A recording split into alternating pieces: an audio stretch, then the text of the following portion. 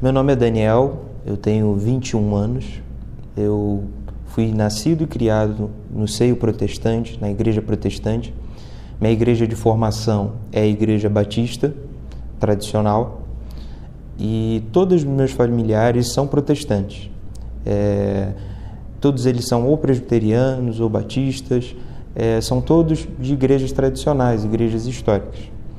Bom, à medida que eu fui me desenvolvendo no seio protestante, à medida que eu fui vivendo na igreja batista, e depois eu até fui para outra igreja, mas a minha formação como protestante foi batista, e a partir disso eu sempre tive um empenho, porque meus pais sempre foram muito ativos na igreja, então eu sempre tive a vontade e a busca pela excelência, fazer as coisas da melhor forma possível, na melhor forma que eu poderia fazê-las.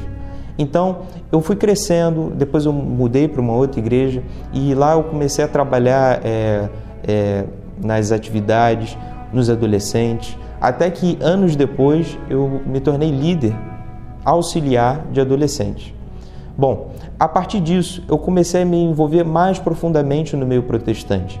Eu passei a participar ativamente e à medida que eu ia me destacando de certa forma, eu comecei a buscar participar mais ativamente da liderança principal da igreja.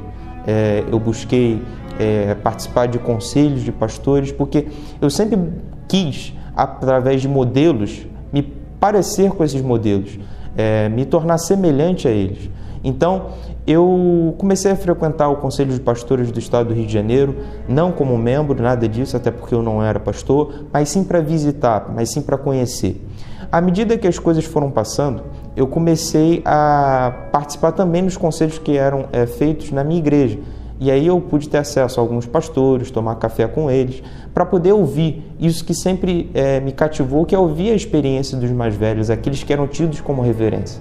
Só que uma coisa que sempre me perturbou foi o seguinte, que pastores protestantes nas suas igrejas, apesar dos protestantes não aceitarem isso e dizerem que na Igreja Católica o fato de termos uma cabeça que é o Papa, que é o Vigário de Cristo, eles reputam isso como heresia, eu observava que na Igreja Protestante cada pastor presidente é o Papa daquela igreja.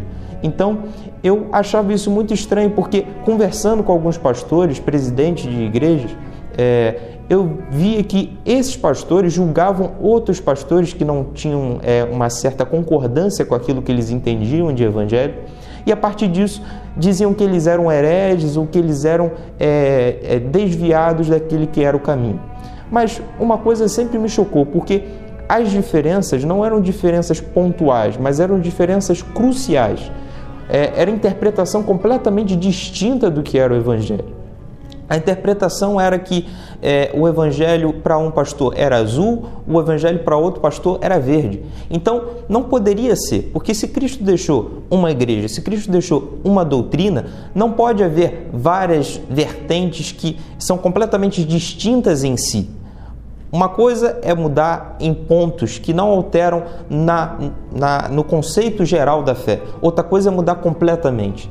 E isso me chocou. Isso me fez começar a querer uma identidade, uma fé que fosse sistemática, uma fé que tivesse, de fato, uma abrangência geral do Evangelho e que fosse uma leitura concisa e concreta.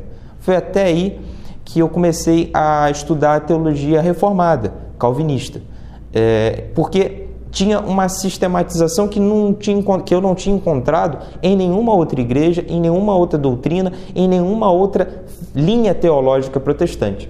Foi então que eu comecei a estudar o calvinismo, foi então que eu comecei a me aprofundar no calvinismo e, em paralelo a isso, à medida que as coisas iam acontecendo no Brasil, as mudanças políticas, a transformação saiu da hegemonia de esquerda, que ainda em alguns campos ainda há, mas que já tem mudado bastante, eu fui conhecendo alguns professores conservadores nessa linha de paralelo entre estudar teologia, mas estudar também filosofia e as ciências como um todo.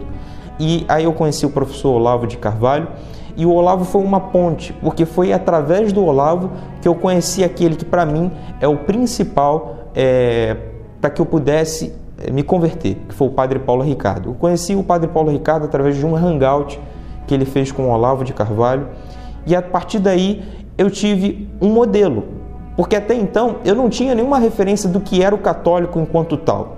Eu conheci alguns católicos que na verdade se diziam católicos não praticantes, ao passo que quando nós percebemos mais, se a pessoa diz que não é católico praticante, é porque ela não é católica.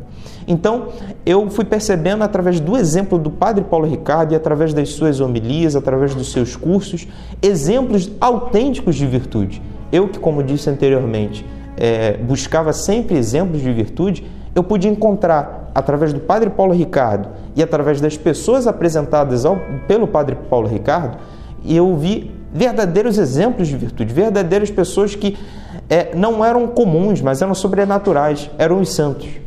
Foi aí que eu entendi a grandeza de um santo. Foi aí que eu percebi que os santos são como o próprio Padre Ricardo diz, faróis no meio da igreja. Foi aí que eu comecei a ver exemplos de virtudes autênticas e foi aí que eu comecei a estudar. E aquela visão sistemática da fé que eu tinha no calvinismo, que eu adotei pelo calvinismo, eu comecei a perceber de uma forma mais abrangente e comecei a perceber na fé católica uma identidade que é muito maior e é uma identidade que foi criada pelo próprio Cristo. Antes eu tinha como protestante a ideia da sola escritura. Mas como católico, eu não penso mais na sola escritura, porque a escritura, para ter autoridade enquanto tal, ela precisa estar baseada naqueles livros que de fato são inspirados. O que dá isso é a tradição como base e o magistério que interpreta quais são os livros inspirados e não inspirados. Foi aí que eu fui crescendo, foi aí que eu fui evoluindo, foi aí que eu fui percebendo que a fé católica é uma fé consistente. Por quê? Não está baseada somente naquilo que o homem escreveu, mas está baseado naquilo que baseia a fé para que o homem possa escrever. Observe que o apóstolo Paulo, o apóstolo São Paulo, em uma das suas cartas, em que ele diz o seguinte: aquilo que eu recebi, isso vos transmiti. Ora, naquele momento em que ele escreve essa carta, não havia o Novo Testamento, mas sim ele recebeu uma tradição, ele recebeu e a partir disso ele transcreve. Então, eu percebi que a consistência da fé não se dá somente em um pilar, mas sim se dá por 3 pilares, que são os pilares da Santa Igreja: a Sagrada Tradição, o Magistério e as Sagradas Letras, as Sagradas Escrituras, que são interpretadas à luz do Magistério. Então, a partir disso, eu fui caminhando na fé, eu fui crescendo na fé e eu fui percebendo que na fé católica eu encontrava a identidade do próprio Cristo. Porque aquela figura que é tão atacada, que é a figura cabeça, a figura central da Igreja Católica, nada mais é do que uma representação do próprio Cristo. Então, conhecendo exemplos de virtudes, me aprofundando na doutrina católica, lendo respostas às objeções protestantes, eu fui percebendo que todas as acusações protestantes, na verdade, eram acusações infundadas, que a própria Santa Igreja já respondia com muita claridade e respondia de forma certeira.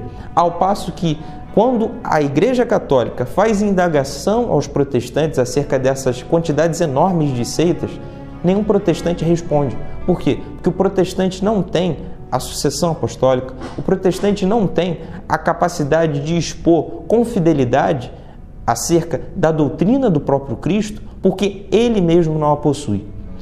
Não há santos na Igreja Protestante porque não é a Igreja de Cristo que permite que haja santos. Por isso que só há santos na Igreja Católica, porque a Igreja Católica tem a santidade em si, porque foi fundada pelo próprio Cristo. Então, esses exemplos de virtudes, essa busca por uma identidade de fato cristã, autêntica, fundada pelo próprio Cristo, foram exemplos que, a partir da leitura das Escrituras, à luz do magistério, eu pude compreender as Escrituras. E foi isso que, pela bondade de Deus, pela graça e misericórdia de Deus, me fez enxergar, me fez entender que eu não devo ver a fé cristã a partir de um exemplo de uma igreja, sendo que existem exemplos distintos em outras igrejas. Mas sim, eu devo ver a fé cristã, a fé fundada pelo próprio Cristo, a fé fundada por Ele e deixada na figura como cabeça, o vigário de Cristo, na sucessão petrina, a identidade verdadeira, a identidade que foi deixada pelo próprio Cristo através da sua igreja fundada. Não mais por pessoas, mas sim enxerguei pelo próprio Cristo. Uma passagem que me fez lembrar isso foi em 2 Timóteo, quando São Paulo escreve dizendo que haveriam homens que se deixariam seduzir pela doutrina dos homens. Bom, eu identifico o protestantismo por isso, porque em 100 anos de protestantismo já haviam distintas visões do que era a fé, ao passo que na Igreja Católica, nos 2000 anos, há sempre a mesma fé, a mesma identidade. Se uma igreja durante 2000 anos conseguiu conservar aquilo que Cristo deixou, essa igreja é a Igreja de Cristo.